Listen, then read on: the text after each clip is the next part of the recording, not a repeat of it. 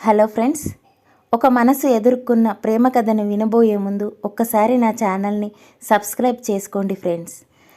మనసులు కలిశాయి, మనువయ్యే పరిస్థితులు కనిపించాయి. అయినా ఆ కుర్రాడికి మిగిలింది నిర్వేదమే. ఏమైంది అసలు? అంతరంగం అతడి మాటల్లోనే. కాలేజీకి సెలవులిచ్చారు. బ్యాగ్ సర్దుకుంటున్నా. హాయ్ మాయి, ఇంటికెళ్తున్నావటగా? నేను నీతో వస్తా అంది అశ్రిత, నా డైట్ క్లాస్మేట్. అదే తనతో మొదటిసారి మాట్లాడటం. తనది మా పక్క ఊరే. రాజమండ్రిలో ప్రయాణం మొదలైంది. రైలు వేగంతో పోటీ పడుతూ మా మధ్య కబుర్లు. ట్రైన్ దిగేలోపు నెంబర్లు తర్జుమా అయ్యాయి. ఆపై తను మా ఇంటికి రావడం, నేను వాళ్ళింటికి వెళ్ళడం. పెద్దలు మమ్మల్ని ఆదరించేవాళ్ళు.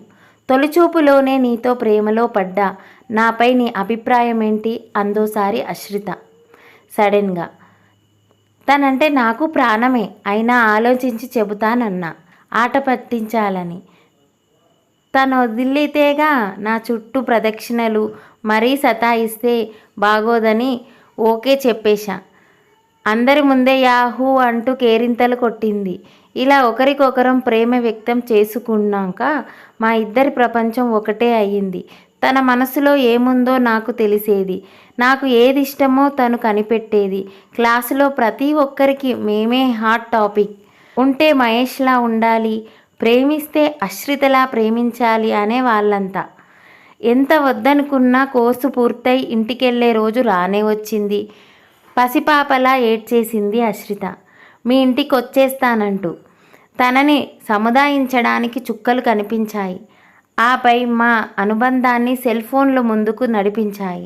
ఏడాది నిరీక్షించాక మేం కలుసుకునే అవకాశం కలిగింది. అశ్రిత అక్క పెళ్లిలో ఒకరినొకరం చూసుకోగానే తనివి తీరా ఏడ్చేశాం. మనసారా మాట్లాడుకున్నాం. 2 రోజులయ్యాక భారంగా తిరుగు ప్రయాణం అయ్యా. తర్వాత ఏమైందో తెలియదు. తన నుంచి సమాచారం లేదు. ప్రయత్నించి విసిగిపోయా. 15 రోజులయ్యాక తనే ఫోన్ చేసింది. మన సంగతి అమ్మా నాన్నలకి తెలిసింది, పెళ్ళికి ఒప్పుకోమంటున్నారు అంటూ. ఇదే నీతో చివరిసారి మాట్లాడడం. తర్వాత నేనుంటానో లేదో అంటూ నాలో కలవరం రేపింది. తనేం చెబుతుందో అర్థమైంది. నా మాటల గారడితో తన ప్రయత్నాన్ని ఆపా. కొన్నాళ్ళకి వాళ్ళ నాన్నతో మాట కలిపా.